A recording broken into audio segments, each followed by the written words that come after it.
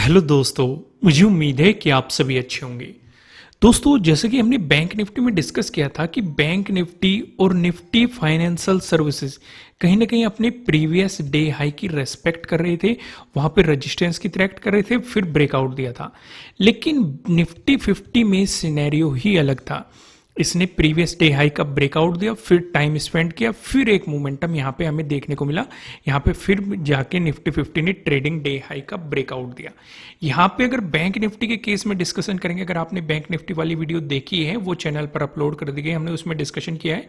यहाँ पे जो हमारा ट्रेडिंग डे हाई बना था और जो प्रीवियस डे हाई बना था, दोनों के दोनों एक ही जोन में थे और मार्केट ने दोनों का एक ही साथ ब्रेकआउट दिया था।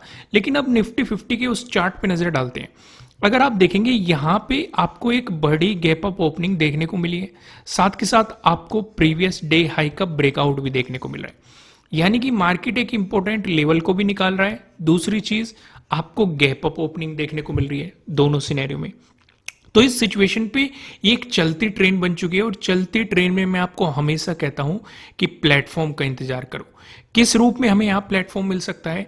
या तो मार्केट यहाँ पे टाइम स्पेंड करने लगे या एक साइडवेज मोमेंटम दे दे, और साइडवेज मोमेंटम में हायर पॉसिबिलिटी मैंने आपको बताई हुई है। 4 पैटर्न्स बताए हुए हैं, ट्रेंगल वाले पैटर्न, ट्रेंड लाइन से मिलकर बना हुआ pattern, parallel pattern. Bank Nifty में हमें ये वाला पैटर्न देखने को मिला था, लेकिन निफ्टी 50 में आप देखेंगे ये वाला आपको पैटर्न देखने को मिल रहा है।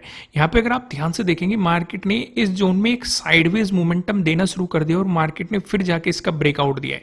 यानी कि कहीं ना कहीं मार्केट ने क्या किया, बैंक निफ्टी में क्या सिनेरियो था कि मार्केट अपने प्रीवियस डे हाई के पास ओपन हुआ था और वहां पे रेस्पेक्ट करा था, फिर ब्रेकआउट दिया था। बैंक निफ्टी 50 ने सीधे ही अपने प्रीवियस डे हाई का ब्रेकआउट दिया, फिर वहां पे टाइम मतलब टाइम स्पेंड करना शुरू किया। निफ्टी 50 एज ए सपोर्ट काम कर रहा था प्रीवियस डे हाई पे, Bank Nifty as a resistance काम कर रहा था प्रीवियस डे हाई पे। सिर्फ ये डिफरेंस था यहां पे। फिर मार्केट ने यहां पे एक और पॉइंट क्रिएट किया, आपको ट्रेडिंग डे हाई बना के मार्केट ने दिया, इसका ब्रेकआउट दिया और फिर आपको एक मोमेंटम देखने को मिला। हालांकि बैंक निफ्टी में जो मोमेंटम था वो काफी क्विक मोमेंटम था और काफी बेहतरीन अपॉर्चुनिटी थी। इतना क्विक मोमेंटम आपको निफ्टी 50 में देखने को नहीं मिला। निफ्टी 50 में जो ये मोमेंटम रहा काफी स्लो रहा, हालांकि मार्केट पॉजिटिव हुआ। लेकिन बैंक निफ्टी में अगर आप नजर डालेंगे, मैं आपको एक बार चार्ट पे लेके चलता हूं, यहां पे देखो कितना बेहतरीन क्विक मोमेंटम हुआ है। और as a option buyer quick momentum सबसे ज्यादा बेहतरीन होते हैं। वहीं आप निफ्टी फाइनेंशियल सर्विसेज पे भी नजर डालो, ये भी बहुत ही ज्यादा बेहतरीन क्विक मोमेंटम हुआ है। देखो मोमेंटम निफ्टी 50 में भी हुआ, लेकिन as compare to this Nifty financial services और as compare to bank Nifty, इनके कंपेरेटिवली इतना बेहतरीन मोमेंटम नहीं हुआ है, इतना क्विक मोमेंटम नहीं हुआ। आइए अब हम यहाँ पे कुछ और चीजें समझते हैं, जैसे कि थोड़ा सा और डिस्कशन करते हैं। अगर मार्केट यहां पे वापस आ जाता, तो जब तक मार्केट अपने ट्रेडिंग डे लो को नहीं निकालता, नीचे की तरफ नहीं निकालता, तब तक ट्रेड नहीं करना था। इस बीच आपको शांति से बैठना था, या तो अपने यहां पे ट्रेडिंग डे हाई को निकाले या फिर ट्रेडिंग डे लो को निकाले। क्योंकि अगर ट्रेडिंग डे लो को निकालता तो हमारे लिए इसी इंपॉर्टेंट सपोर्ट जोन में सपोर्ट की पॉसिबिलिटी बनती। ये सपोर्ट जोन मैंने आपको बताया था, आपको आगे इसे भी एक्सटेंड करना है। देखो आज इसका आपको ब्रेकआउट मिल चुका है, तो हम जानते हैं अगर रेजिस्टेंस जोन है ब्रेकआउट मिलता है तो वो सपोर्ट की तरह एक्ट करता है, तो इसकी सपोर्ट की तरह एक्ट करने की पॉसिबिलिटी उतनी ही बढ़ जाएगी। आइए कुछ और डिस्कशन भी यहाँ पे करते हैं, चीजें मैं आपको समझाता हूँ। एक बार मैं आपको 15 मिनट के टाइम फ्रेम पे लेके चलता हूँ। यहाँ पे हमने 3 चीजें ड्रॉ की थी, 3 लेवल। एक ये है, ये भी आपको आगे एक्सटेंड करना है, ये आपको कल मदद करेगा। हालांकि 19,800 काफी इंपॉर्टेंट लेवल है, हमने डिस्कस किया था। 1 डे के टाइम फ्रेम पे भी मैं आपको दिखाऊंगा, इसे आगे एक्सटेंड करना है। ये किस तरीके से हेल्प करेगा, क्योंकि ये रेजिस्टेंस था पहले, ब्रेकआउट मिलने के बाद अब ये सपोर्ट की तरह एक्ट करेगा। तो जब तक मार्केट इसे नहीं निकालता तब तक नेगेटिव साइड नहीं सोचना चाहिए पोजीशन के बारे में। नीचे की तरफ इंपॉर्टेंट आपके लिए एक ये वाला जोन हो जाएगा। दूसरा एक और जोन हम यहाँ पे इंपॉर्टेंट रखेंगे, एक आप ये वाला जोन भी यहाँ पे इंपॉर्टेंट रखेंगे। क्यों मैं ऐसा कह रहा हूं, यहां पे ध्यान से देखो 27 का डे लो इस जोन में मिला, बाउंस आया। 29 को मार्केट ने इस जोन में सपोर्ट लेके बाउंस किया।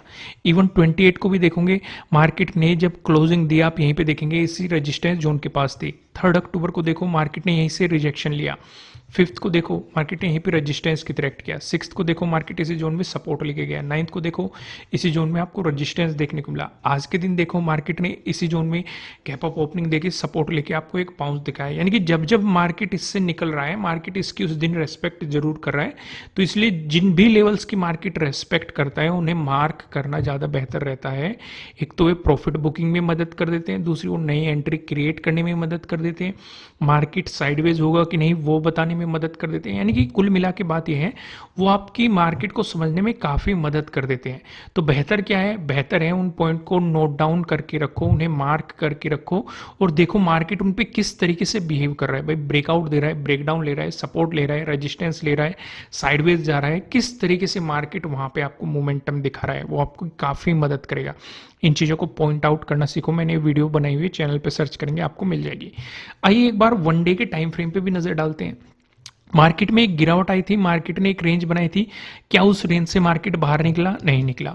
कल आपको यह भी बताया गया था कि इसका भी सपोर्ट, इसका भी डे लो, इसका भी डे लो, इसका भी डे लो, इसका भी डे लो, यानी कि इन चारों का डे लो आपको एक ही जगह जोन में दिखाई दे रहा है और साथ के साथ मार्केट में यहां से बायर्स भी आपको एक्टिव होते हुए दिखाई दे रहे हैं। जब ये आया आप देखो ये वाली कैंडल आई, यहीं पे आपको इसके नीचे लोअर शैडो दिखाई देगी, अगले दिन मार्केट अप गया। फिर जब ये आया इसके नीचे भी आपको लोअर शैडो दिखाई दी, बायर्स एक्टिव हुए, अगले दिन मार्केट पॉजिटिव हुआ। अब यहाँ पे ये वाली कैंडल आई, आज भी आप देख सकते हैं गैप अप ओपनिंग पॉजिटिव हुआ। तो नीचे की तरफ ये हमारा काफी इंपॉर्टेंट सपोर्ट रहेगा। अगर मार्केट में नेगेटिव मोमेंटम भी आए तो इस सपोर्ट पे मार्केट किस तरीके से रिएक्ट कर रहा है वो चीजें हम देखेंगे, ये नोट कर ली। दूसरी चीज हमने ये भी नोट कर ली कि मार्केट फिर से उसी जोन में हो चुका है। अगर मार्केट यहाँ पे 19,800 जो कि मैं आपके साथ कह रहा था कि हम वन डे के टाइम फ्रेम पे डिस्कस करेंगे, अब हमारे लिए अगला इंपॉर्टेंट लेवल ये हो जाएगा। यहाँ पे मार्केट का बिहेवियर देखेंगे, अगर मार्केट इसका ब्रेकआउट देके चलता है तो पॉसिबिलिटी बन सकती है कि मार्केट आपको 20,000 तक के भी मोमेंटम देने की कोशिश कर सकता है आने वाले कुछ दिनों में।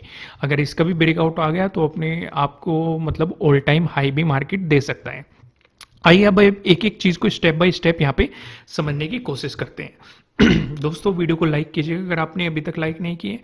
अगर मार्केट फ्लैट ओपन होकर आपको पॉजिटिव मोमेंटम दिखाता है, उससे पहले हम क्या नोट कर ले, प्रीवियस डे हाई और प्रीवियस डे क्लोजिंग काफी नजदीक है। ये चीज यहाँ पे दिखाई दे रही है, या तो मार्केट दोनों का ब्रेकआउट दे, यानी कि प्रीवियस डे क्लोजिंग से भी ऊपर रहे और प्रीवियस डे हाई का भी ब्रेकआउट दे, प्राइस ऊपर सस्टेन करे, तब पॉजिटिव मोमेंटम के बारे में हम सोचेंगे, पॉजिटिव साइड पोजीशंस लेने के बारे में सोचेंगे। या फिर मार्केट अगर नेगेटिव मोमेंटम दिखाता है, प्रीवियस डे हाई से भी नीचे रहे और प्रीवियस डे क्लोजिंग का ब्रेकडाउन दे, साथ के साथ हमारा जो ये एक सपोर्ट जोन है इससे नीचे रहे, अगर ये सिचुएशन बनती है तो हम नेगेटिव साइड पोजीशंस लेने के बारे में सोचेंगे। यहां तक चीजें क्लियर होगी। आइए अब इसे स्टेप बाय स्टेप समझते हैं। अगर मार्केट फ्लैट ओपन होकर आपको पॉजिटिव मोमेंटम दिखाता है, इस सिचुएशन पे हम अपने प्रीवियस डे हाई का ब्रेकआउट होने देंगे। अगला जो इंपॉर्टेंट जोन हमारे लिए बनेगा ये 19,800 पे बनेगा और इस रेजिस्टेंस जोन को भी आप आगे एक्सटेंड करेंगे।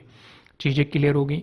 वहीं पे अगर मार्केट फ्लैट ओपन हो गया आपको नेगेटिव मोमेंटम दिखा रहा है, इस सिचुएशन पे नीचे हमारे लिए ये एक सपोर्ट जोन है, इसे आगे एक्सटेंड करेंगे। हम ये देखेंगे कि सपोर्ट जोन पे मार्केट का क्या बिहेवियर है। अगर मार्केट इसका ब्रेकडाउन देके नीचे चलता है तो हमारे लिए जो अगला सपोर्ट जोन बनेगा वो इस वाले जोन में बनेंगे, जो मैंने अभी आपको ड्रॉ करने के लिए बताया है, ये वाले जोन में बनेगा। यानी कि जो 10th का डे लो है, यानी कि जो प्रीवियस डे लो है हमारे लिए काफ़ी ज़्यादा इंपॉर्टेंट हो जाएगा। अगर इसका ब्रेकडाउन मिला तो नीचे की तरफ हमें सपोर्ट जोन पता है कि मार्केट काफ़ी दिनों से इसी जोन में सपोर्ट लेके बाउंस कर रहा है।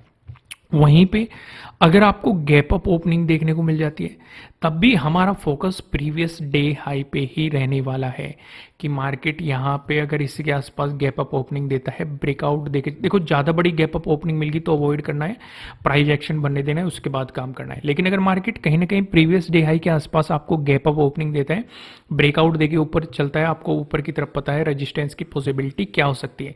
लेकिन अगर मार्केट यहाँ पे रिवर्सल लेता है, जैसे कि मैं आपको पहले ही बता चुका, प्रीवियस डे क्लोजिंग काफी नीचे है, इससे नीचे आने देना मार्केट को, और साथ ही साथ यहाँ पे एक सपोर्ट जोन भी है। तो आप क्या कर सकते हैं, अगर प्रीवियस डे क्लोजिंग से नीचे चला तो पहला सपोर्ट जोन आपके लिए ही बनेगा, इसका ब्रेकडाउन मिल गया, फिर प्रीवियस डे लो तक के मोमेंटम की पॉसिबिलिटीज बन सकती है। यहाँ तक चीजें क्लियर होगी। वहीं पे अगर मार्केट आपको गैप डाउन ओपनिंग देके चलता है, इस सिनेरियो पे हम क्या करेंगे, इस सिनेरियो पे हम इस वाले रेजिस्टेंस जोन को आगे एक्सटेंड करेंगे, पूरा फोकस इसी पे कर देंगे। अगर मार्केट इसी में आपको गैप डाउन ओपनिंग देता है और ब्रेक डाउन देके चल देता है नीचे की तरफ, आपको पता है सपोर्ट की पॉसिबिलिटी कहाँ है। लेकिन अगर मार्केट इसी जोन में टाइम स्पेंड करके या बाउंस लेके ऊपर मोमेंटम दिखाता है, तो यहां पे आप थोड़ा सा रुकेंगे, क्योंकि ऊपर एक तो प्रीवियस डे क्लोजिंग का रेजिस्टेंस हो गया, एक प्रीवियस डे हाई का रेजिस्टेंस हो गया। जब तक प्रीवियस डे हाई का मार्केट ब्रेकआउट देके ऊपर मोमेंटम नहीं दिखाता, तब तक आपको इस चीज के बारे में नहीं सोचना चाहिए। मगर हाँ, आप यहाँ पे स्कैल्पिंग जरूर कर सकते हैं। अगर मार्केट इस सपोर्ट जोन पे सपोर्ट लेता है, पहला रेजिस्टेंस आपके लिए बनेगा प्रीवियस डे क्लोजिंग, इससे ऊपर आपके लिए प्रीवियस डे हाई की पॉसिबिलिटी है। दोस्तों, वीडियो को लाइक कीजिएगा, कमेंट करके बताना कि आपको एनालिसिस कैसे लग रहे हैं, आपके लिए कितने हेल्पफुल हैं। नए हो सब्सक्राइब करना, बेल आइकन प्रेस करना, जिससे आपको आने वाली वीडियोस की नोटिफिकेशन मिल सकेंगे। फिलहाल इस वीडियो में इतना ही, फिर मिलेंगे किसी नेक्स्ट वीडियो में किसी अच्छे कंटेंट के साथ। Thank you.